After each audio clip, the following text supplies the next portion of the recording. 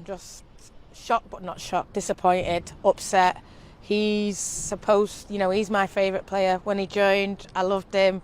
When he left, I was devastated. I think loads of fans was happy when he came back, and now he's talking about disrespect. He's disrespecting the fans by saying what he's saying. It's not good enough. Ten Hag has treated him well, to be honest. He walked off the pitch and he came back and he was the captain. You can't talk about disrespect, and I just think he's realised he's not good enough now. He can't get in this team. We're winning without him. We don't need him.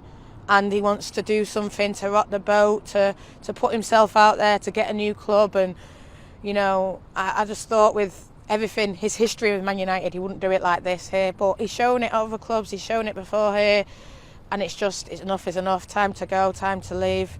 I think what he said about the Glazers, that is spot on. I think now people can really see why we protest, why we're out here every game shouting for them to leave.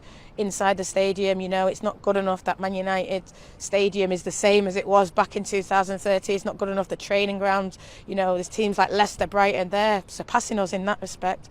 So I'm happy he's come out and said that bit in terms of the Glazers, but everything else, he just no respect, for the fans, no respect for the club. It's time to go. Is this the end for Ronaldo at United? Yeah, I don't think anyone ever wants to see him in the United shirt again. I think even if he did come back and they gave him that chance, I just think he'd get dogs abuse from the fans. He'd get the boos. He's hurt us, and he'd get that hurt back. And it's just I can't see him ever again, and I can't see Ten Hag, a manager like Ten Hag. He's welcomed him back once. He stormed out, he didn't turn up, these kind of things, and they've still worked through it. They gave him the captain's armband.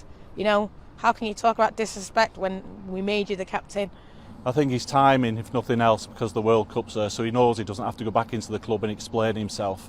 I think he's just an angry man.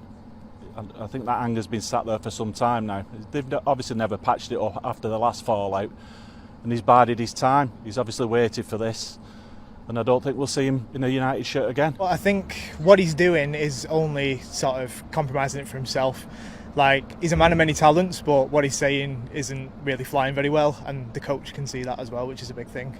At the end of the day, I'd like to see him carry on, because I'm a big fan. He's the reason I actually fell in love with the club many years ago, but no, I don't think it has to be the end for him. I really don't. Regardless of if you have those feelings, it's more about the bigger picture and the wider team. And I think maybe biting your tongue and speaking about this once you've left may be better rather than saying it in the squad.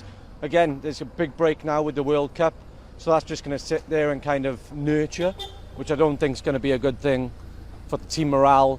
For those players that aren't going to the World Cup, say Ronaldo's gone away now, are they going to be talking behind his back and creating that kind of negative culture there? So, yeah, interesting times, you could say.